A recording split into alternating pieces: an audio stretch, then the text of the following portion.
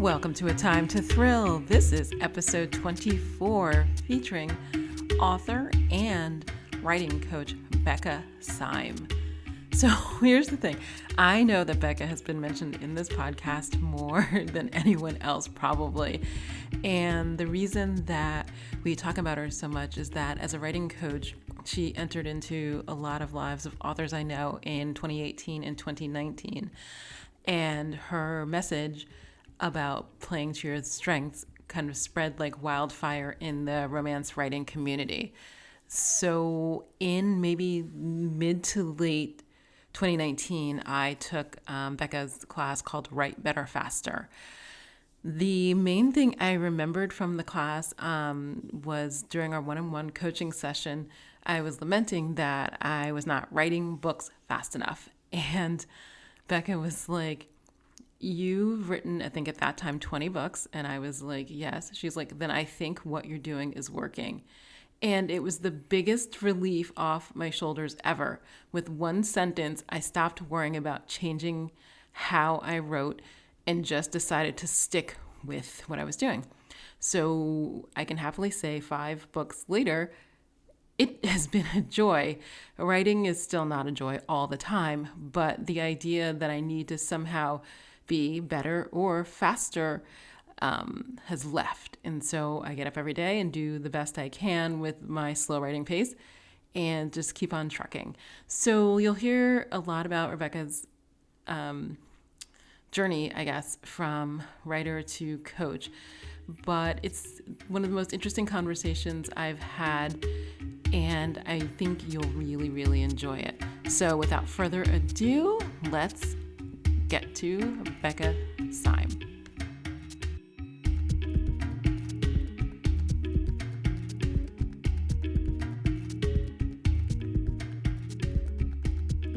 Hi, this is Aime Austin, and welcome to A Time to Thrill. This month, I am super excited to talk to Becca Syme.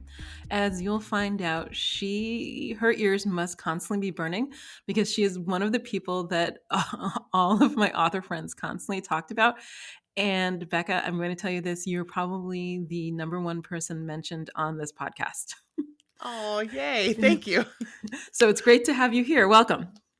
Thank you. It's so great to be here. I love getting to talk to other authors about personality or writing or anything. So I'm excited. Well, it's going to be, it'll be interesting because before we all met you, I don't think we had ever had these kinds of conversations before. Yeah. So I'm going to be honest, one of the things that all of us having worked with you has done is it has reduced friction between Yeah. us. Because and I now have a better understanding that people's brains don't all work the same way, and Hmm. therefore it has given us way more allowance with other people's styles. Hmm. Yeah. So the first question I have is because I think I met you. I was just looking this up in 2019 or so, before COVID and before we lost a lot of time. But how, and obviously you were recommended by another author. I wish I don't know which one at the time. I think it was probably Marina Maddox, but I'm not sure. Mm. But how, okay, she knew you or somebody else knew you as a writer of cozy Hmm. mysteries and maybe romance as well. I'm not sure. But how did Hmm. you, A, come to write books and then B, transition? I mean, that's a huge different, those are two different Yeah, things. it was a Mhm. big change. I started off writing in, I think 2009 was the first year that I really kind of took it seriously. I had a lit degree, like an undergrad literature degree and a partial MFA. So I have always been interested in writing, but I really started taking it seriously in about 2009, and I can't even remember why. I think it was just like, oh, well, let's do this now. And and because I'd always wanted to do it, and I uh, started learning a lot about publishing and querying and all those things, and I got published in 2010. I signed my first contract. My first book came out in 2012. And I had done small publishing as well, Mm, small press publishing in the meantime. right, And then all of a sudden, indie became a thing, right. and I'm a fairly early adopter, and so I jumped in pretty quickly. I had a friend at the time who was a critique partner of mine who ended up making just killer amounts of money. And she was like, "You should probably try this." And I was like, "I should probably try this." And so I started and had been writing full time almost since then, like a little bit before that. And then because I had been coaching before, like I started coaching strengths in 2005, 2006. Oh, okay. And so I had been coaching before individuals and companies and schools and things like that, nonprofits. Um, so I had all of this experience in coaching, and I used to coach. And when I say this, I'm not kidding. I used to coach strangers on the plane, and I would coach people in line at the grocery store because somebody would make a comment about something, and I'm like, oh, right, but they're probably just not wired for that. And they'd be like, what do you mean they're not Oh, wired for that? And I'd say, well, and then I'd give my little spiel about strengths and say, like, you're really only good at a certain number of things and other people are good at different things, and then it makes you think that things are easier than they are for other yes. people because they're easy for you, right? That. Yeah, yeah. So much that. So so I'd be like on the plane with people and they'd be like, "Oh my gosh, this changed my life." And I'm like, "Well, thank you so much for the significance hit, but also like I need to do something to make money, right?" And Mhm. so I continued to write and I had other, part-time jobs. But I was starting to coach more and more authors, friends mostly, Right. who were like, why is this happening in my business? Like, why can't I do this thing? Why can't I write this way? And I would just sort of say, hey, let's jump on a phone call and let's figure this out. Mhm. And then eventually I met Margie Lawson and she Oh, was okay. like, could you teach a class for me? And I thought, sure, because I had a master's degree and, like credentials and whatever I had taught at the university level. And I was like, okay, I'll do this. So I'll teach a class. And it ended up being the beginning of Write Better Faster. And so I taught a class called Indie Insider was the first version. And then I started teaching Write Better Faster. And it was like everything just kind of coalesced, like all of the need for this, because there was a huge need at the I time that nobody could really fill because no one knew how to answer the questions. And I was like, well, I can tell you why this is happening. And so I just started teaching Write Better Faster. And then about 2017, I had to switch away from writing full time to be able to start coaching more and teaching more. And then in 2018, 19, we really just really took off. And now I write fiction very, very little. okay. But I do still do some. Yeah. Okay. So I have to ask you okay, I have about 1,000 questions, which is Yeah. always how this starts. What okay. Well, okay, my first question honestly is what particular strength do you think makes you an early adopter? Because I'm gonna tell you, I remember sitting in meetings. So my, timeline is about the same as yours. I quit, Mm, my full-time job in 2008, to, like I was finally gonna, give the writing a go. And mm. I think my first contract was probably signed 2010, and the book maybe came Mhm. out 2011, 2012. It's vague because I also had a baby at the same time. So Oh, right. it's all a That little creates some amnesia. yeah, Yeah. there's a little jumble of a couple of years there, but I did publish a couple Yeah. books, so I know that. But that so making that shift is one thing, but the early adopter was another. So I would sit in meetings, like my local RWA chapter, and there were like two or three people. They're very well, they're well regarded, who are like, "You got to jump on this bandwagon," and other people who are like, "This is never going to work out." And I straddled that line for 4 years, where I was like, "Don't know. Let me read up because input's my number one. So let me just read more and more about it, Mhm. while the train is leaving the station." So, Yeah. what is it that made you an early adopter? Because a lot of early adopters did really well, and a lot of us sat on the fence and spent all our time querying and going to, going to conferences and working on getting an agent and working. I mean, that's a long road that I was on for a long time. Yeah. I mean, some of it is my activator Mhm. because I immediately want to jump in and try things for myself when I see that other people are enjoying them, right? I'm like, oh, let's try this, let's try that. So my activator very much makes me want to just jump in and Mhm. figure stuff out. So like I tend to not need to have things figured out before I start, which is part of it. The other piece though is that I had been fairly disillusioned by my experience in New York. I think Um many of us could say the right? same. Like so disillusioned, and honestly some of it was disillusionment at like who was and wasn't getting contracts, Mhm. and who was and wasn't being listened to, and I felt very frustrated by the fact that like some of the people that I thought were either extremely talented weren't being paid what they should have been paid, Right. or people just weren't, like they just weren't being listened to or getting contracts. And for me, when I look at stuff like that, I'm like, my first thought is systemic. Right. It's like the system of New York felt really broken to Mhm. me. And so I was like, I don't really want to support a system that feels like it has no interest in reflecting like quality, first of all. Mhm. Or and again, that's not to say that New York publishers are not producing good books. I No, no, think it no. was particularly my experience, Right. right? And seeing how painful and hard it was, even still, for my friends who had these like giant New York contracts, and it was still so hard. It's like, well, it's not going to be any harder to do Oh, indie, that's okay. because it's like, and honestly, because I'd already gone through the process, like you, of having a contract, having an agent, like getting paid, seeing my book. I had my first official like book signing at a bookstore, and it was great, but it wasn't what I wanted, I guess. Like I Right. wanted to be a full-time writer. And so I think I had been disillusioned as a significance.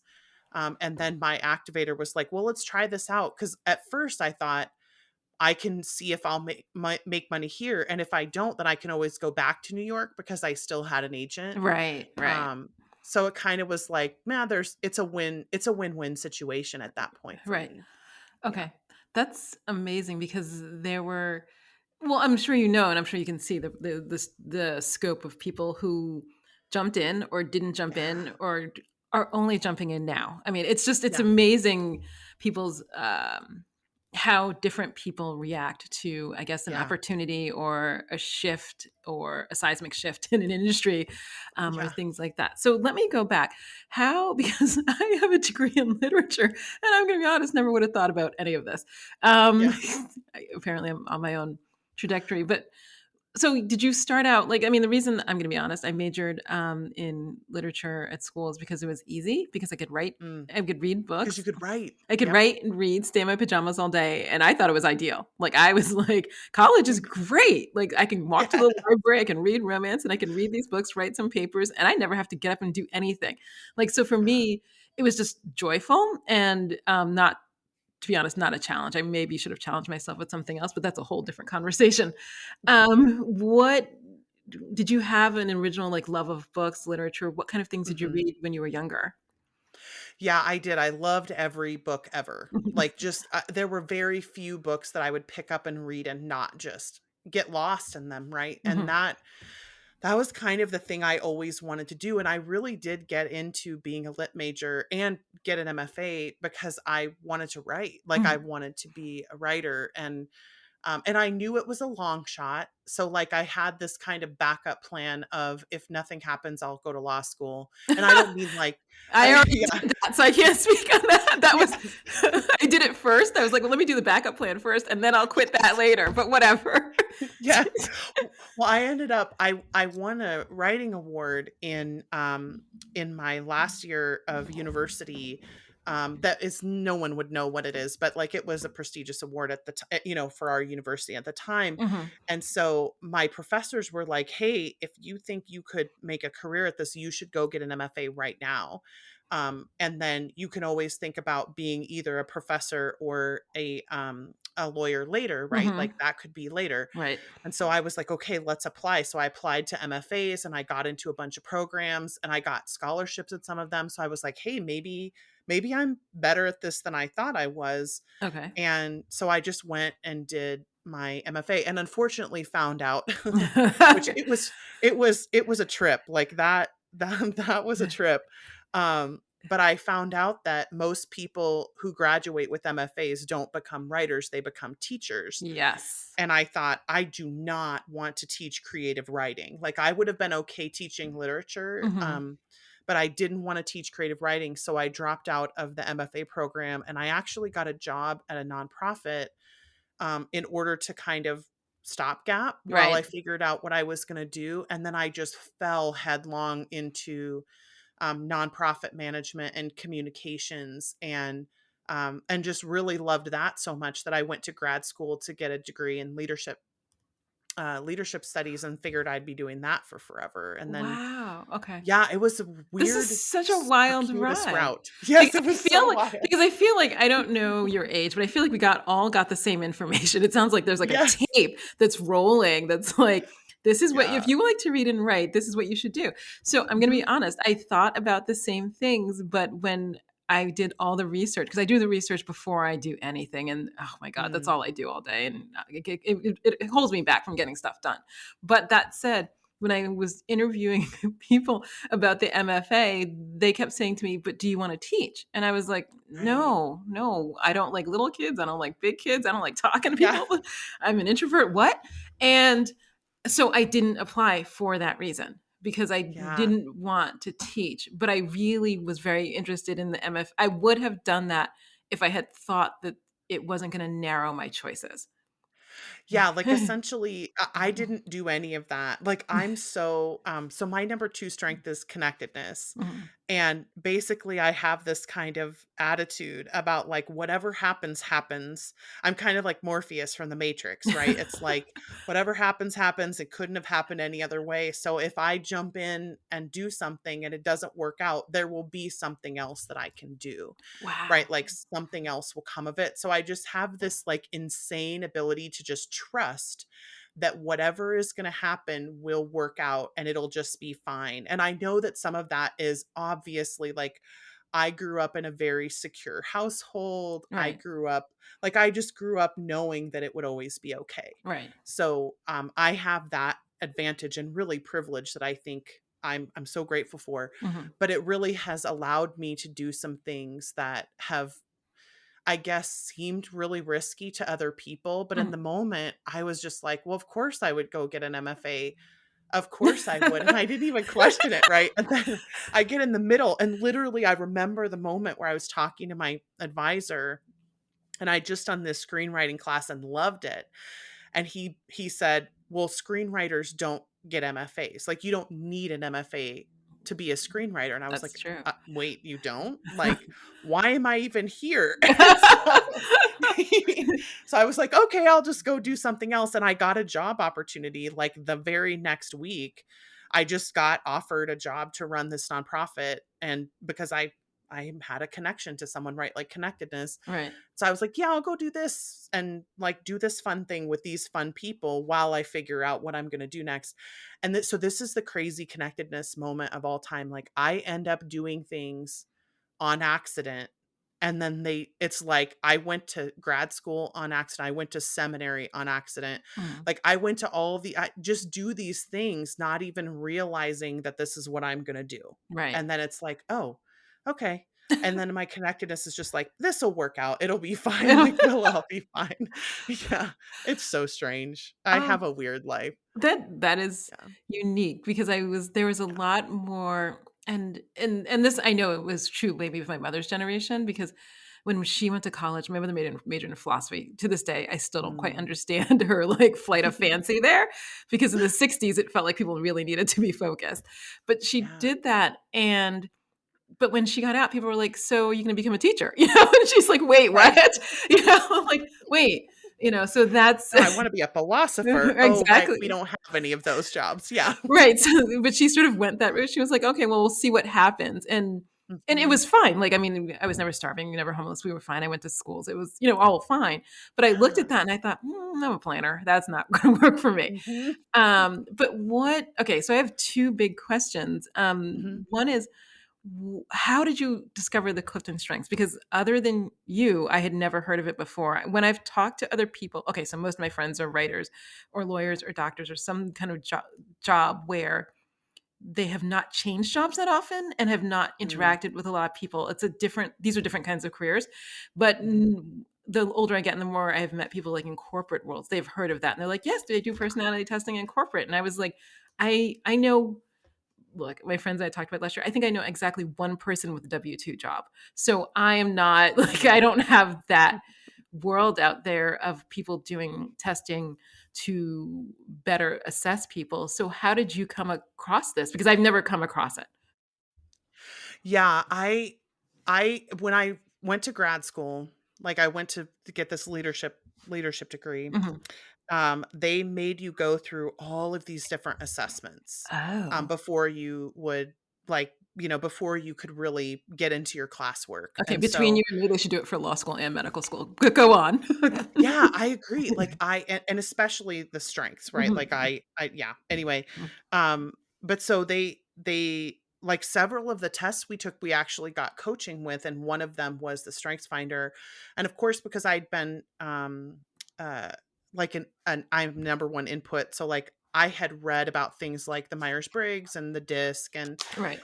Colby and stuff like that. Like I knew that these tests were out there, but I'd never experienced the strengths before. Although my mom, I have to say, my mom, who is a number two significance, likes to point out that she told me about strengths in 1999 and I dismissed her.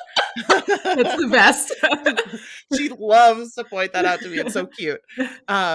But so I took the test, I got coached, and I think I was 23 or 24 at the time. So I was still young enough that my brain hadn't fully finished forming yet. Right, right. Um, which I'm really grateful for actually, because I think strengths kind of helped me to pick a direction at that time in life and then get better faster Oh, from that place. But like when I okay. got coached for the first time, so I'm very, very different from the three people in my nuclear family. Like I am extremely different from the three of them, and they're Mhm. all very similar in how they're wired and motivated. And so I always thought I was an underperformer and that I was an idiot because I wasn't able to be like, motivated the way my family was. Right. And I realized when I sat down to coach with this guy, he's like, "Oh no, you're just wired differently. So here's how you motivate yourself." And I was like, "Holy Oh, mother of God. Like okay. this is seismic shift for me because I have high significance. I had always wanted to make an impact on the world. And I was like, how am I ever going to be able to do this if I can't like do the exact same thing every day, right? And Right. like be super disciplined and that type of thing. Discipline turns out to be my number 31 strength. So that's why. Oh my god, but it's my number 2. I just love it. I mean, Yes, it's the best yes. thing in the world actually, but okay. And I love it for what it does for my family, right? Like all three of my people all have that. Right. And so they're very, very excellent at that discipline strength. And I'm so bad at it that I just assumed like I would never get anywhere in life, right? Mm, And so when Mike coached me, it really changed my life. And because I had grown up religious, like I never had a conversion experience in my lifetime because I, was religious from a very young age. mhm. So having a conversion experience at 23, I really feel like I got religion, quote unquote, at Right. that moment, because then I just couldn't stop talking about it. I was like, "Oh my Ah, goodness, have you heard about strengths? Have you heard about strengths?" And I went home and I made everybody I knew take the test. My entire organization at the time took the test. Like the church that I was at took the test. Everyone, because I just wanted to be able to help everybody have that experience that I'd had where I was like headed in the direction of feeling like I would never make anything out of myself. And then realizing that, wait, you just have to take a left turn here. And then I was like, okay, like forever, that is I'll just take left turns. fascinating. Okay, so I'm gonna ask you this because I honestly just don't know this. Now I realize I never did look this up. So do you know how the Clifton Strengths came about? Because I have heard, Mhm, so when we were like in, I want to say high school, we did the Myers-Briggs and we did mhm, one other. I'm not, it's so vague. I remember them doing that. And that's the first time I'd heard about it. And I think it was sort of like an idea of to figure out what kind of jobs or things you should consider mhm, later. But mhm. that was, it was sort of presented in that way, in an odd way, and then everybody sort of dismissed it because they're like, "We'll go to college and figure it out later." Um, Yeah. and so all I got from all the personality testing was that I was an introvert, which I knew. Mhm, Um, but how do you know? So how do you know? Do you know how the Clifton Strengths came about? Because Mhm. that's when I had only heard about it when I met you. So the Dr. Clifton is a number 1 individualization, number 2 significance, and, those might be flipped. He might be 1 sig and 2 indie, but, he's also high in maximizer, and so he's always for his whole life had been obsessed with how are people successful, and particularly, like, why are people more successful than other people? Why Hmm. does that happen? And I think in my opinion, part of what he was trying to do was figure out if it was possible for us to just align everyone into their right place and then make everyone super successful. Okay. Right. So I think that's kind of was his approach. So what he did then was he took um already successful people. So let's say I went to you and said, "Who are the 45 most successful romance authors?" And you gave me a list. Right. And then your best friend gave me a list, and their best friend gave me a list. And then I would collate all those and say, okay, these are the best people in this industry. Let's go interview those people about how they got to be successful. And Okay. then there's this like 1.5 hour battery of questions that you would go through and they would ask you. And then after they did that, they looked at what do all of the success patterns have in common and saw all of these patterns of like, oh, wow, the thing that a high discipline would say is the exact same thing that another high discipline would say. So that must be correlated in some way. And then they basically went backwards as far as they could to figure out how many correlations do you need to have before it's a validatable pattern. Mm. And what they realized, and this is the fascinating part about strengths, what they realized is all of those discipline characteristics, those talent threads tended Hmm. to occur together in multiple different people. Ah. So that was the pattern that they noticed was like there's these little clusters of threads that all appear together so that they must all be related to each other. Hmm. So they kind of did this validating, revalidating, revalidating of the system. Right. And then eventually once they had figured out what the strengths were, then they did the test. And the test took another like I think if I remember right, I think it took a decade to fully develop this test all the way to like where it is today. Hmm. So it was an intensely long process, and it was all because Dr. Clifton was so obsessed with why are you more successful at this than someone else, and how do we help people figure out how to be their best self, basically. Wow. So can I ask you a question? Because somebody said Hmm. to me, oh, I think it was Maggie Marr, but I think she said to me they have a Clifton Strengths for children Hmm. or Yep. teens. I think teens, not children. Hmm. And Yep. so if you had to, this is so tangential. I was just thinking about it now. Do you think it's something people should do? I don't know at what age. I don't know if it's like 18, 23, one of the in between Hmm.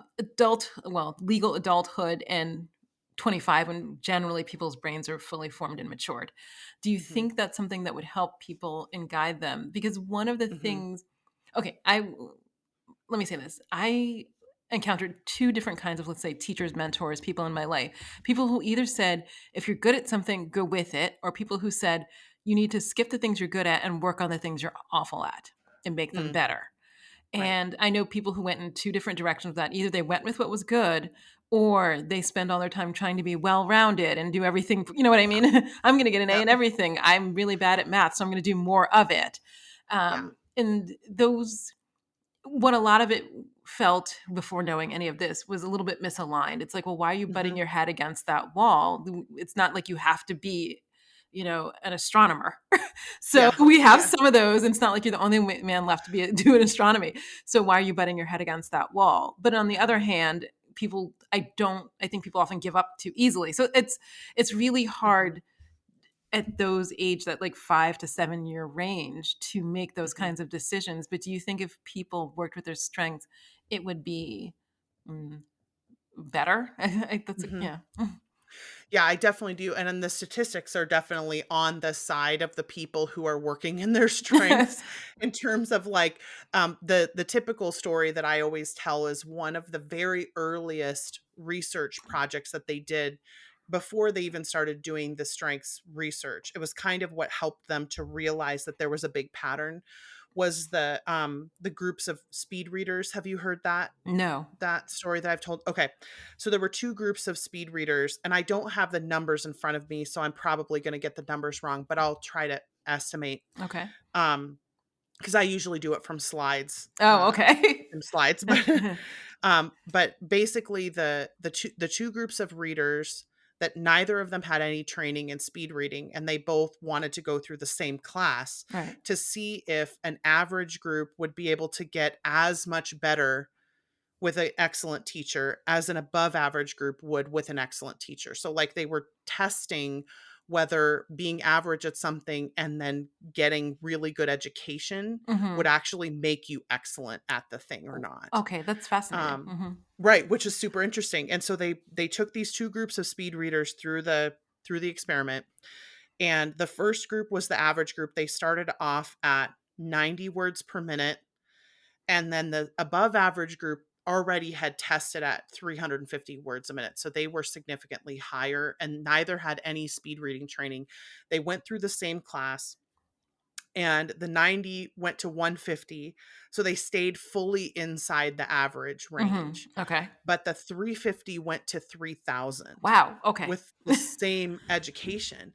And so what they tried to do then after that is, replicate and revalidate that. And they found that there was just no difference between the types of talents they were testing and whether or not being average at something and then getting education would make you above average at it. Mhm. They found that it would basically make you a higher average, Right. but not like super, super, unless you had a natural talent for it, you Right. weren't as likely to become a standout success. Okay. So that 3,000 words a minute is the top 1% of all speed readers, right? Right. So what they weren't looking for was, if you're a B, could you be an A? It's more like, if you're a C, are you ever going to be an A plus plus at the Right. top of the class? Okay. And they basically found out that like, so that whole thing, anything, if I can do it, anyone can do it, right? Yes. That Yes. is a total and absolute lie, like 100% total lie, because it's actually the things that are the easiest for me that are often the hardest for other people, because I have a natural ability that is underlining my like education that I would have gotten, for instance, Mhm. that's making me stand out at something that other people may not be able to. So when I try to force people into my, you know, process, Mhm. I'm often actually doing something that will not help most of them to succeed because our natural talents are so different. I really oh my god. Because, I was as I was saying to you before we were recording, I have a child who's, transitioning from elementary school to middle school, Mm, and this has been okay, so he's at a school that's fairly progressive, and it's Los Angeles, so, I mean, it's its own thing. But even in that context, I've had to have those conversations with teachers that, "Okay, so he's really good at this, and he's not great at this. We can work on" I mean, look, he needs grammar and punctuation. I'm not saying he doesn't, because right. I think it's really important, but can we spend more time on the math? Because Hmm. he's really great at that, and I would like to develop some of those things he's really great at more. Not to the Yeah. and that's been an interesting conversation because a lot of schools will say that they want to play to children's strengths, but it's as if they default to the idea of, well, let's get everybody even, Right. when that is not Then you necessarily naturally are not right. playing to their strengths if you're Exactly, doing that. Yeah. exactly. It's I've had that Yeah. conversation many times, Yeah. and without an expertise in this, but I'm just, like, looking at these children, like, the more time you spend with them, like, I had not spent a lot of time with children previous to this, but volunteering at school and spending time with children, you're like, "Oh, that's just not their thing." Like, Hmm. and I'm not gonna dismiss him and say that he shouldn't be a whatever, but it's just like, "Oh, well, maybe you should not necessarily spend all your time and money trying to get him to be just a titch better at this when he could be, like, Right. spectacular at that." Right. And that's one of the reasons I do think that like I'm a fan of liberal arts in terms of like the every single subject is required for you to be in, right? Right. So that we have a broad base of information. I 100% But I agree. I went to one of those but colleges. once we Yeah. right, like I love liberal arts colleges, but once we get to a certain point, there needs to be the ability to opt out Mhm. of just getting myself to a C level in things that I really am never going to want to do again. Mhm.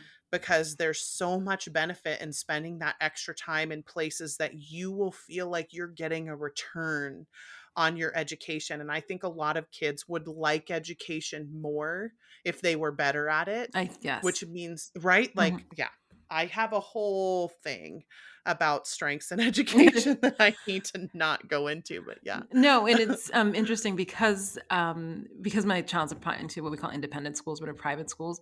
There's Mhm. more focus on that Yep. pedagogically because that's what the parents want. I mean, Yep. they're like, if I'm going to pay for this, then I want this. So Yep. there's more focus on that, and I do appreciate that. I Mhm. do wonder, and this is the conversation I was having this morning with someone, when, and this is just like a random thing, but when do you decide that I don't want to call it specialization, but when do you decide some things can be opted out of? And that's the hard Mm. conversation we're sort of That's having hard. now. Yeah, that's the hard part. Yeah. Because, Because like, kids would opt out on day one. right, the kids would be like, "I'm bad at math, mommy. Let's never do math again." And Right. you're like, And you're "Wait at a the minute, grocery wait a store minute." and they're like, how do you choose? It's a crisis. And Yeah. I'm like, well, if we'd taken the math, you'd know. Yes, exactly.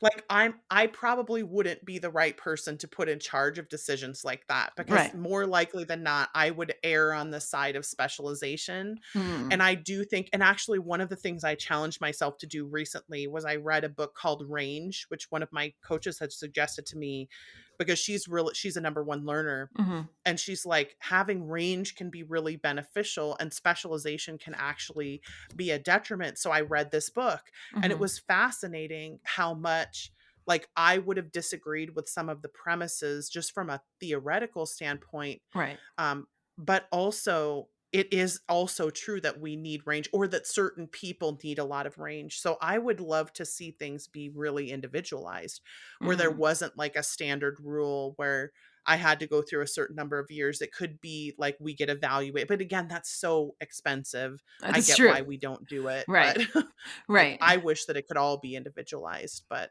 yeah. Yes. There's such great merit to that, and it's a conversation I have, a theoretical conversation I have over and over. But the way Mhm. school and education is structured, it's made for a Mhm. large audience, and so Yep. with the large audience, you lose at the edges.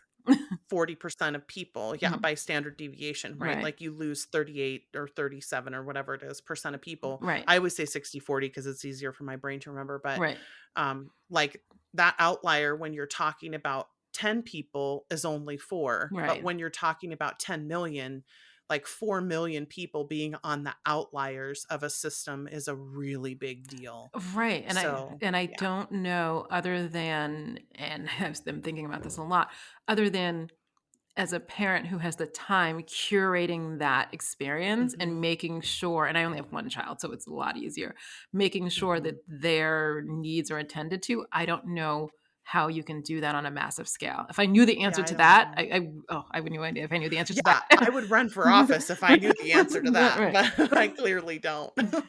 It's just one of the things I think about often. Yeah. I think I took a couple of classes because I'm a person who will take any class about anything and read anything that comes to the door about like the theory of education and some pedagogical theories and things like that. And I Yeah. still like the case against homework. There's a lot of books that talk about these kind of issues, but don't necessarily have solutions when you're talking about a massive scale, or, school Mhm. systems like New York that have a million people, or LA, which used to have Yeah. 800,000, which I think may have dropped in half during the pandemic.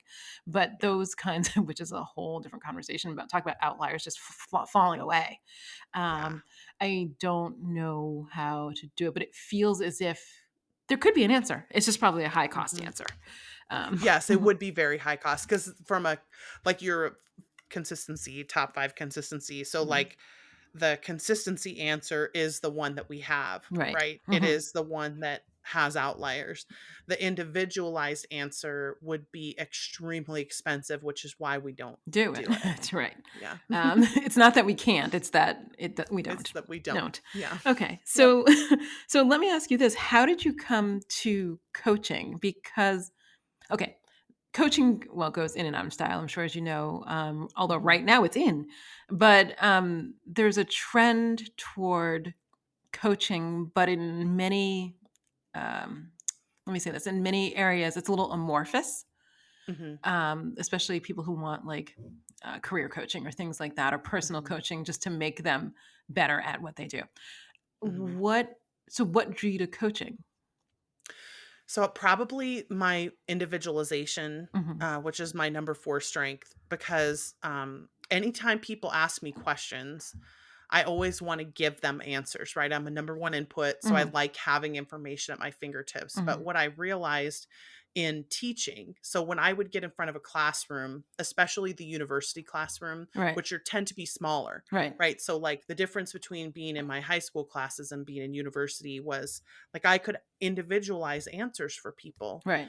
And what I found in university was I did so much more individualizing to be able to get people to where they needed to be at the end of the class Hmm. than I was getting paid for. And so Okay. it just right, like it That's wasn't expensive. worth Yeah. yes, like it was so expensive, but it also was not the not the proper place for it, right? Okay. So um I went into a nonprofit, which was a youth oriented, like we ran a youth center right across from the high school, right Hmm. in the middle of town. Hmm. And so I got to do a lot more of that one on one, like, hey, why are you having an issue? Let's see if we can solve that problem, and helping like interface with parents and teachers and stuff like that, Hmm. just to be able to be helpful. And so my primary goal in coaching was always, this was how I realized you could help the most people, Hmm. was to actually listen to what they were saying instead of making assumptions.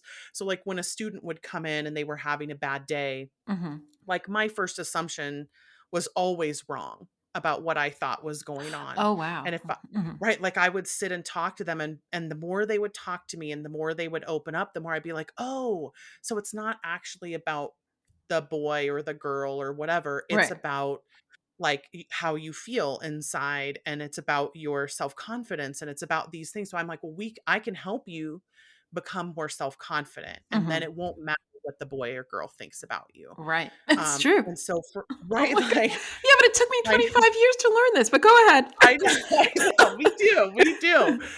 But, like, what I realized was when I could listen to someone and believe what they were saying, that was the other piece that was really important. Mhm. Was I think a lot of, when I would have something at stake in a relationship, I would often not listen without judgment. I Right. was almost always judging. Mhm. And when I started, like, trying to help students or, whatever, it'd be like, well, if you think it's that way, I'm going to believe that you're right.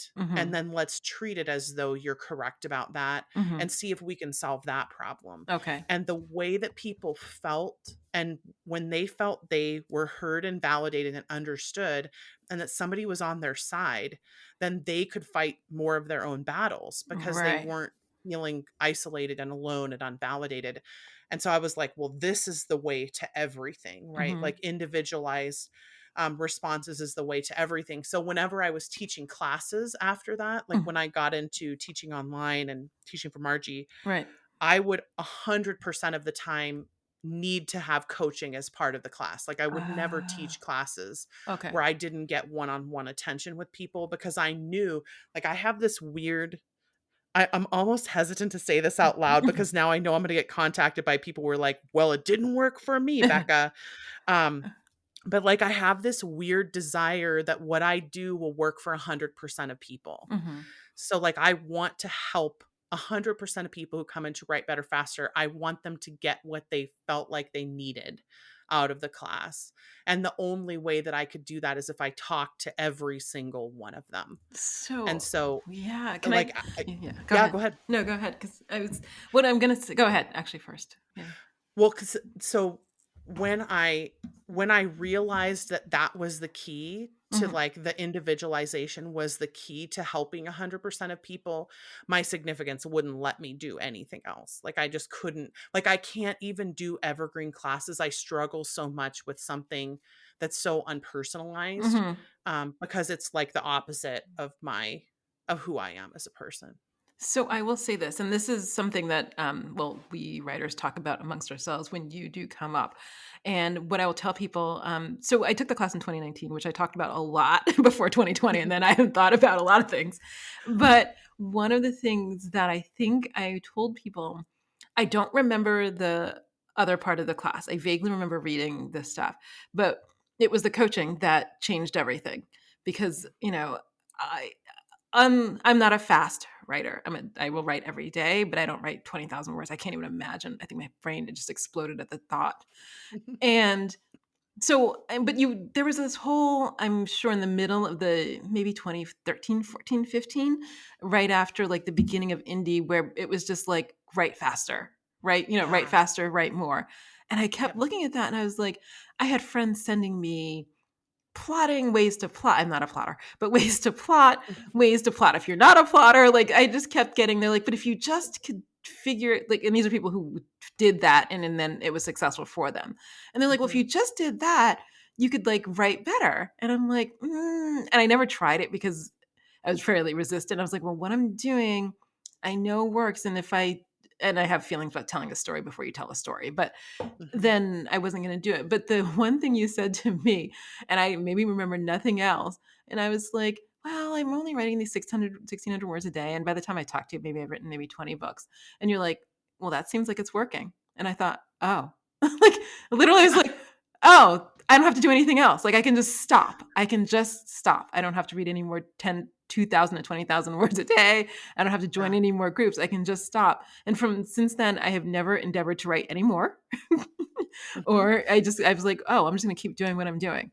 And that Yeah. was the biggest shift because I think we spend a lot of time, and I generally don't do it, but this was the one area where I was like, well, if I could just get better at writing Mhm. faster, my career would be different. Yeah. And that wasn't the thing. Well, and the downside, I think, of the way that indie started Hmm. is that because, um, like when you see someone have a lot of success and you're Right. like, oh my gosh, that person sold $2 million in books. Right. You're like, they must know all the answers, That is right, to how to correct. do this correctly, Yep. right? Exactly. And so one of the downsides of indie is that people who weren't successful in that particular way stopped speaking up. Like That's, they stopped saying, "Hey, I only write 1 book a year. Hey, I only write 2 books a year. mhm. Hey, there are still readers who will wait for you," Right. because the loudness of that machine became so cacophonous. Like it just Hmm. was constant and nonstop, and everybody was trying to get faster. And I literally remember the moment of like being at a writing conference Hmm. and seeing the anxiety of people and being like, "Oh boy, we are headed for complete and total meltdown crash. Like if somebody doesn't do something about this." And so Oh. of course, like being high significance, I was like, "I will save the whole world from everything," right? Like I just wanted to hide in the and corner, but okay. I literally would start like I was coaching 10 and 12 people a day for an hour a piece. Like I was trying as much as I could to just remind people that like there are other ways to be successful. You don't have to be this way. Everyone has their own path and you can still have wild success and not do it the way that other people are saying you have to do it this way, Mhm. right? Right. And like fighting against that, like especially the early years, Mhm. like the 16, 17, Yes. 18 years, Yep. I was the only person saying, "Not everybody's the same. You can do this differently." And it was so daunting because I would just have people who were like, "Well, but everyone says you have to." And I'm like, "Right, but I know enough people by that point. I've coached enough people to say they're wrong. Right. Those people are wrong." But there's a difference between correctness and certainty, Mhm. and you Mhm. can be completely correct Right. and uncertain, Mhm. and people think that you're not as certain. So like I was like, well, I'll just coach more people. But conversely, you can be totally wrong and 100% certain and people will believe you. And so I was like, okay, I need to build my certainty level so that I can start saying, and it's why it took me so long to release a book, right? Mhm. Because I was like, wait, let me coach more people, let me revalidate the patterns, make sure that what I'm saying is correct, and then finally released a book because I was like, well, I think I've coached enough people at this point. The pattern is there. But so many people can't do that for themselves because a lot of us are wired to look for the rules. So when Right. someone is shouting, this is the rule, this is the rule, then of course we're all going to be like, oh, well, they figured it out. That must be the rule. And then Becca's like, but is it though? No, and your thing was question the premise, and we were all like, Yeah. "Wait, what?" Yes. And the thing is, I would question the premise in 90% of my life. Mhm. People are like, Yeah. you should do this. I'm like, I don't know about that. And Yeah. but for some reason, you're right. It was sort of like it was like the sound was deafening. Yeah. It was just like, write more or market this way or whatever it is, KU, whatever the thing is, the drum beat was very loud. And Yes. even at that time, though, I knew people. So people fell into one of two categories. They tried to do that and succeeded or didn't. They kept doing what they were doing and were quietly successful and just didn't engage in those And didn't say conversations. anything. Yes, Yep. I know Yep. those writers. Yes. Or the people who just burned out. And I think those are the Yep. people I feel the most for because I feel that's unfortunate. I feel it's Yeah. unfortunate they were trying to do something that was so outside of their nature that they just Yeah. quit. Yeah, and, like, because I was a fiction writer first, like, I was a writer like, I got into the industry as a writer, I wanted to be I still would prefer to write fiction, Hmm. but the people who were burning out were my friends. Hmm. Like, the people who were not trusting their own gut and weren't doing it, they were my friends. Right. So, like, first of all, I wanted to save my friends from this awful burnout place that Right. they would get to if they kept doing it this way, and then after that, it was like, "Oh, wait, it isn't just my friends who believe this stuff. Hmm. It's, like, everyone because there's no one saying anything different." So, Right. I kind of had this come to Jesus with myself where I was like, "Okay, people are going to hate you," which I Hmm. don't like. I'm a woo, I'm a communication of significance. I don't like it when people don't like me. Hmm. Um and I was like, people are going to hate you, but it's going to help people. But people are going to hate you, but it's going to help people. And I finally was like, okay, I'm just going to put the book out and see what happens Right. because I knew that it needed to be said. And if my career was the cost, then at least I would know that I did what I could do. Hmm. But I had some close friends who were so doing the opposite of what was good for them, like what their brains were wired to do because they felt like they had to. And I would see those transformations of like, talking about their strengths for 45 minutes and all of a sudden they were like, "Well, now I'm going to do this differently." And then I'd come back to them 6 months later and they're like so much happier, also writing faster, Hmm. also making more money. And I'm like, "Oh, so there's like this works."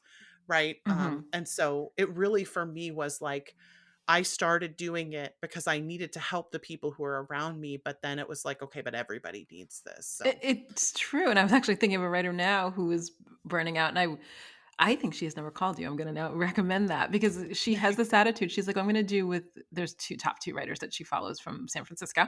And she's like, I'm gonna do what they do. And I'm like, but A, you don't even write the kind of books they do. And mhm, B, you don't have the background in marketing or the background in New York that they do. So you're mhm, trying to replicate something that doesn't play to your strengths. And it's mhm, like she's banging her head against a wall every day. And it's hard to watch because she's like, but I keep mhm. doing what they're doing. And I'm like, but it's not working. And she's like, but it Right. works for them. And I'm like, but you're not them. And it's But not you're that not like, them. right. Yep.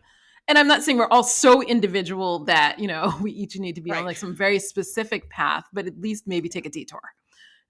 Yeah, and we don't tend to question other people when they are successful. Like we don't tend to No. say like I always use the example of like if you compared my process to Stephen King's process, it would look nothing alike. Like Right. nothing alike. But does that mean that I'm doing it wrong? No. Does that mean he's doing it wrong? No.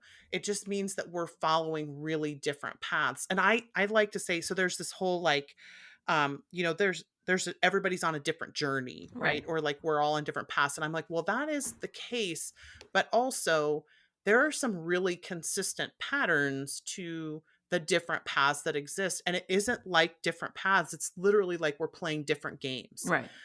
Like, if I have certain wiring, then I'm not playing the same game that someone who can write 10,000 words a day is playing. So I need to get out of that arena and Hmm. get into the arena where I could potentially win Right. because I still want to win. It's like, and maybe that's just my significance talking, but Right. I'm like, if you're continuing to do it and it's not working for you, there's a good chance you're playing the wrong game. Like, we need to get you into a different game. But I wish, oh, I wish yes, Yeah. exactly that, but it's a hard thing to hear, Hmm. especially and I Hmm. don't know, I think this may be an American culture thing because I find that Europe has a different sort of spin on this, but it's sort Mhm. of like well, if it worked for, I don't know, Elon Musk or it worked Right. for whomever, then it must work for everyone. Or if it worked for Kim Kardashian, you're like, okay, yes, Right. what they're doing works for them. And yes, that is a viable path to whatever, I don't know, electric cars or fame. But that doesn't mean that you can't make an electric car or be famous by doing without doing something Something different. else. Yes. Yeah, or and this is the really hard part, right? Is that not everyone can have the success that an Elon Musk would have Right. or that a Kim Kardashian would have. And those moments are definitely harder to face because we're all told all the time, but anyone can make $1 million at this, but And see, anyone that's the can be Elon American Musk. part because I think Europeans Right. seem to accept a Yeah. different level of Yep. success, but we're Yep. always striving to be the tippy top of the thing. And, Yeah. my mother always said the top 1% is only 1%. Yeah, like 99% of us are never gonna get to the top 1%. Right. And that to me, it's not a deterministic thing. It's Right. not that we're not still talented. It's just that there are some things that are worth more money to people because they're entertaining and some things that aren't. Hmm. And it's possible to be really, really good at things and not get paid for them, That's correct. Yes. basically. And it Yeah. doesn't make them less important or less significant. Right. It just maybe Yeah. makes maybe that you maybe can't do it for a living. But Mhm. and that's a Yeah. different sort of conversation. But Right. those are the hardest parts. So the other thing I want to say is that so I had done I must have done the coaching in early 2019 because I went to RAM right afterward and we were all talking about it. And it was the first time that I'd ever thought about people thinking differently. Do most Mm. people, well, I've talked to my child about it now and I talk to people about it all the time. So I don't have anybody in my inner circle like this.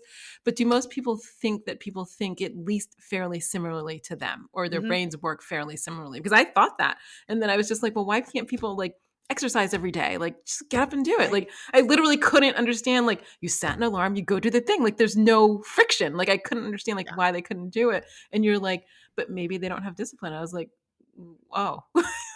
Yeah. Like, it had just never occurred to me that other Mhm. people, I don't know if I thought they were lazy or they didn't want it as much as they said they wanted. Like, I had a lot of judgment. I'm going to be honest. It was full of judgment about why they couldn't Mhm. do the thing they said they wanted. And the thought had never occurred to me that their brain wasn't necessarily wired to achieve that thing in that way. Mhm. Yeah, most people are like that. Like most people believe that everyone thinks like they do. Mhm. That's very common. Or if they run into someone who doesn't think like they do, they kind of give it lip service. They're Right. like, "Well, yeah, everybody's different. That's fine."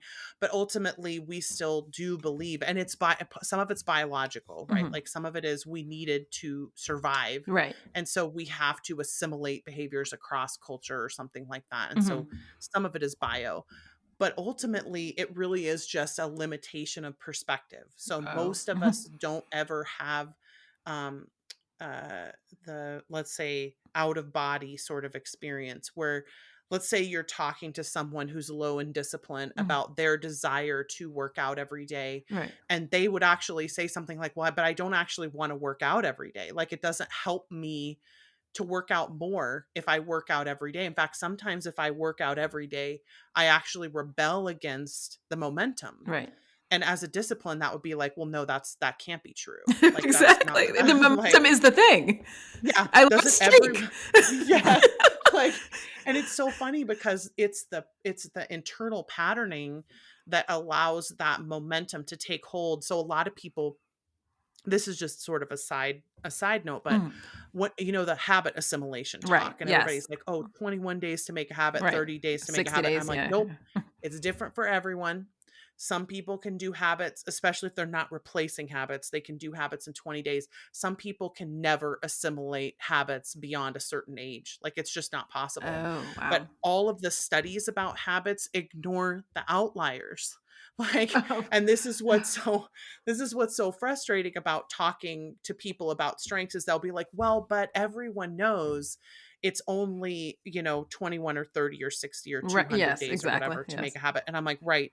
So let me show you the actual white paper about those studies, because like all research scientists do, they ignore the outliers. It's a practice in research Mhm. science. Yes.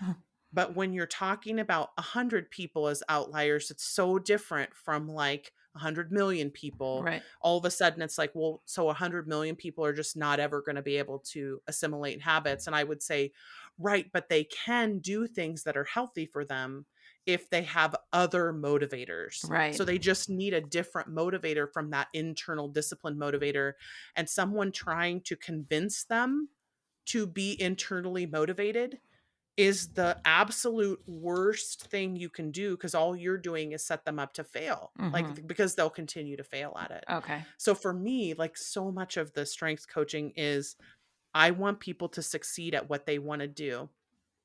And if they can't do it the way that I think they should do it, then I want to find a way for them to be able to do it, because I want everyone to have a chance to succeed. And Okay. so if you can't get there the way I do, we'll find another way. But most people don't naturally think like that, because I have high individualization. So I naturally get to that place where I'm like, okay, I trust you that you're not lazy. So what can we do to make this health happen? Right. Oh, this is such a good I'm sorry, this is such a good idea because now I realize because before I started the class or before the coaching, I'm not sure, you had us take not I mean, in addition to the Clifton Strengths, you had us take other personality tests. Hmm. So now Hmm. I see how that works because you then have the information at your, well, fingertips or whatever Hmm. about what may be the keys to that person's success. Yeah. Yeah, like, how are you similar? How are you different from other people, but then how are you similar? Mhm. So, like, if I know that you're a number one input, Mhm. then there are certain things that all number one inputs do that I wanna try to see, are you fitting into that success pattern of Mhm. input? Like, are there things we can help you to not do anymore that might be coming from that impulse, but that are slowing you down? Or where's the line, right? Yeah. Sorry, number one Same. input is ignoring you here, but I you know, mean that I'm rabbit also a number hole one of input, yeah. the rabbit hole of the internet where you're like 3 hours later, Yes, you're like, "Well, I now know a lot about this, but all I really want to know is the weather on Tuesday." yes, yes. I am the same. I'm also number one input, yeah. Oh, you know what I learned during the 2020 though? Oh, this is so what there's like the Copper-Geigen, climate system, and I did just wanna Oh, know the weather in, somewhere in Louisiana for a book because I've been to Louisiana once, like, 20 years ago, and I was like, "Oh," but then I got into the climate system, and it's actually quite fascinating, but I did oh. look up and my son was home because of COVID, and he looked up and he's like, "So, mommy, do you know what the weather is?" And I was like, "I just want to know if there was a likelihood of thunderstorms in March." But when we were doing the walk, I was like, it's not really Mediterranean, it's more of a desert and it's not, and it was fascinating. Mhm. It is information I don't need. And so that's one of those things But that's you interesting. Yeah. you may need someday, though. That's what's so fascinating about input, is, like, so many inputs collect information Mhm. for, like, I may need to give someone this information at some point. Right. Like, someone may need to know this, and then I could help them. So, like, I don't need it immediately, but I may need it someday. I do agree with that, but it is that to me it's staying out of the rabbit hole, and that's my Right. personal friction. Yep. It's really a struggle because it's just Yep. especially with the internet, like it was easier when I was a kid and you had to go to the library or To the talk to library. someone, Yeah. and now it's just like, oh, there's this little hole like and I just like sink Yeah. right into, and the hell with writing books. Oh, But yeah. but I do Yeah. appreciate so in addition to the Clifton Strengths, you did do I'm not gonna print which well, I'll ask you, which personality test did you have us take? And how did you use those to supplement or fill out what it was you were looking for about us in terms of writing? So there are some continuum tests that I like to know the answers to, not necessarily because I don't know that I use them the same way that I use strengths in terms of predictability. Mhm. But I do like to know where people fall. So there's a Jungian test that's very similar to Myers-Briggs, Mhm. that we use, because I want to be able to see, like, how far into the extroverted, are you testing, or how far into this or that are you testing. Right. And then there's a ODAT test that's similar to the DISC, Mhm. which is sort of like, how do you relate to tasks, and Mhm. how do you relate to people and environments. And so there's a couple of specific things on there, like a need for stability, which is that's really the Yeah. only test that I found that does a good job of explaining this. Like, I some of us need environmental stability in order to be able to work well, Mhm. and when we do, nothing will substitute for that. Like, I won't be if I have that high need, I won't be able to work if my environment's in disarray. And so then we wanna say, "Okay, let's go after the disarray first. Right. Like, let's attack it Mhm. and get it back into array, Mhm. and then let's hit the work hard." And so for me, the reason that some of those tests I use is because they explain things that strengths don't explain on their own. But we will use anything. Like, we'll use the Big Five, we'll use Enneagram. Like, I even was flirting around a little bit with having people pay for an additional test Mhm. at one point, but it's just not worth it for me, because I think the strengths is the main thing we like to use in the coaching, especially. But I just like to have, again, input. Like, I like to have as much information as I can so I know where something is coming Oh, from when I I'm see. coaching Right, somebody. right, right. Yeah. Because you can start with a base. That's so interesting. I wonder, Mhm.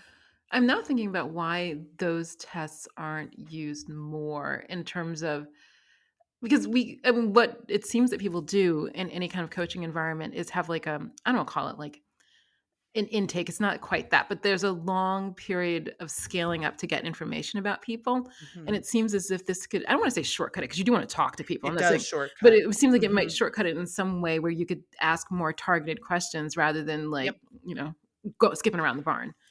I think that's why we're more effective. I think, again, like, as strengths coaches, I think we can be more effective is because they did so much work validating this test, and the test retest on this is the highest in the industry Hmm. of any psychometric.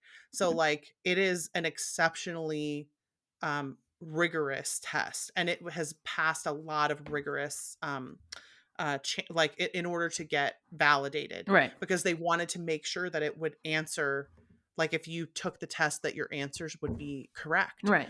And so one of the reasons that we use the strengths primarily when we're coaching is because I do want to be able to shortcut some of the stuff. And so what I'll often do is I'll look at, like, input, discipline, deliberative, consistency, harmony, right? Mm-hmm. And I'll say, okay, here's some things I think I can assume are true about you. And Those then are I'll mine, ask by the you way. a yeah, yeah. And then I'll, like, ask you a question Right. that a deliberative would answer a certain way, or a discipline would answer a certain way, or I'll listen to you talk Hmm. and try to hear your consistency or your harmony, and then be like, okay, it sounds like these test results are accurate. Hmm. Now let's talk about why you're not writing 5 minutes in Right. instead of 4 weeks in, Right, right? that part, and that's what Yeah. I'm seeing with coaching now. That Yeah. onboarding process is taking a long time to get that Yeah. information, and even, I'm actually, interviewing somebody else who's developing a quiz because that they wanna get to the fixing part, um, Right.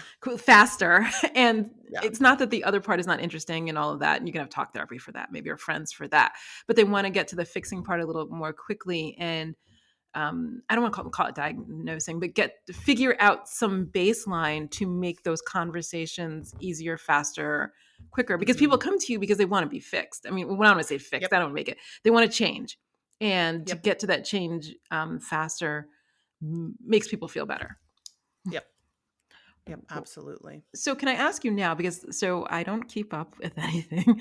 But people who are listening may well. So where are you now with coaching? Because I know you've changed the kinds of things you've done in the last Mhm. years, and I don't necessarily keep up. So what are you offering now in terms of coaching? So we still do have Write Better Faster is Mhm. still available, Okay. and we have a second level of Write Better Faster that people can do. That's basically like, okay, now we have this baseline. Let's kind of get into some more tough, like, difficult questions and stuff. Hmm. And then we have a Market Better Faster program that we're doing now, which is taking the necessary questions that you have to ask in order to align someone for marketing, Hmm.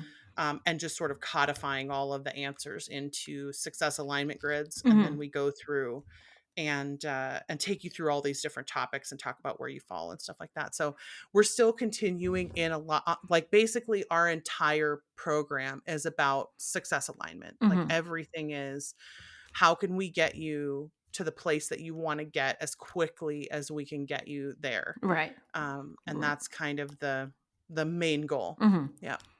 And then are you okay, at one time, okay, let me go back. You Mhm. I have read two books. It was Writer That You Need to Dear Writer You Need to Quit, and then a Mhm. different one that's a different color because that's the only way I remember these things. But Yeah. what are the books in this particular series? So we have a burnout book Mhm. in that series and then a writer's block book. Oh, right. Okay. And those two are purple and red. And then there's a, a couple of books called Dear Writer, You're Doing It Right and Dear Writer, You're Doing It Wrong. Mhm. And those are basically about the internal patterns of how we talk to ourselves and Mhm. whether or not to trust our internal voices, essentially, and what they're how they're trying to help us be successful. And similar to Dear Writer, You Need to Quit, I do a lot of like case study, Ah, um, okay. individualized, because again, individualization. Right. Yeah. But it's Yeah. good for case studies to, at least when I open those kinds of books, I'm very interested in the science, but what I'm Right. also looking for is to see yourself reflected, Hmm. in those stories. I know people call Yeah. it, they have a lot of thoughts about including those kinds of things in books, but I always find them super helpful to see how somebody with a particular experience was changed, even if the experience is not exactly aligned with my own. Hmm. Yeah. So that I Yep. found super, super helpful. So, in terms of, have you heard from other writers? Because this is the thing that we talk about amongst ourselves, is that so when I guess now mostly on Zoom, but whenever we meet as groups of writers, and we come to some disagreement about how to do things, the discussion rapidly goes back to, it's very fascinating, to a Clifton Strengths, and somebody's like, well, I'm a this, and we're like, Yeah. oh, okay, right, okay, let me back Yeah. away from telling you that you need to do this way. But it's Yeah. made those conversations with writers far more productive, because Right. so even when the writer is on the call who makes $9 million a year, there is some allowance that the way she's doing it may not be the only way to make $9 million a year.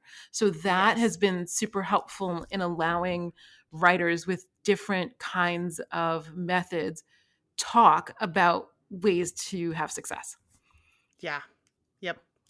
Which makes me so happy because that's basically what I set out to do, right? Like I wanted to make sure that we would have a reason, like a way to explain what was happening Hmm. that would not, because there's a difference for me between reasons and excuses. Like Right. excuses are something that you give when you could do the work and don't want to. Hmm. That's very different from a reason why I can't do it that particular way, but I Right. could find another way to do it. Right. So I wanted to be able to provide a language to differentiate between excuses and reasons, Hmm. because an awful lot of us who are very driven, especially like if we have a lot of executing strengths or influencing strengths, Hmm. a lot of driven people tend to think of the reasons that they give as I can't do this as excuses. Right. And sometimes they're actually reasons.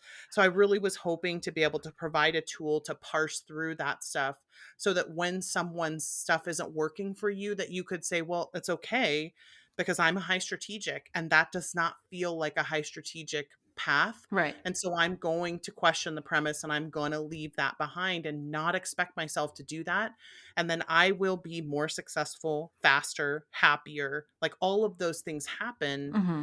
only because I was able to say no with confidence and certainty and also be correct about the reason why.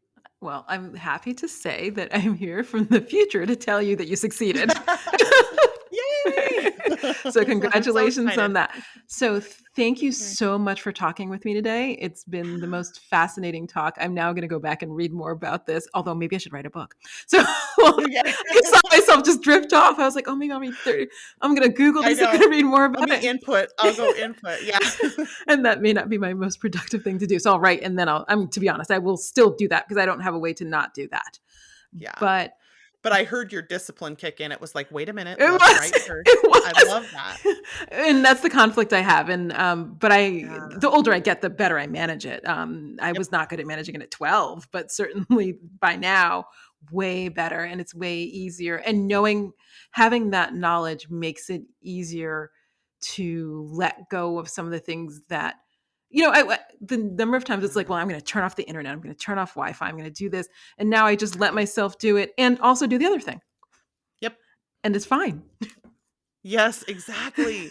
and you can be productive and still get things done and write books and sell books. I love it. That's Right. awesome. And still also learn random facts that are like a rabbit hole to my soul. Which Oh, of course gives you a million energy pennies. So like we definitely want to keep doing that. it does. It's delightful just to like, and I look up out of a fog and I was like, do you want to know what I learned today? Oh my God. Yeah. Speaking of which, last week I went to go see the Panama Canal and I had not ever Ooh, thought about it. And I now know an amazing amount about it. It's fascinating. I love that. Of course, now my input is like, oh, I wonder if I should go learn about the Panama Canal. I didn't know anything before, and then I got all full up, and now that's all I'm telling people about. So, I love that. so there you go. I love it. But anyway, thank you again so much for talking to us, and thank you actually for what you do. It's actually helped so many writers I know, Good. and it's so much better when we're not beating ourselves up, especially a lot of Yeah. us as women, not beating Yep. ourselves up, not worrying that we're making excuses, and learning how to be successful in our own way. Yay. Anyway, thank you, Becca Syme. This has been A Time to Thrill with me, your host, author Aime Austin.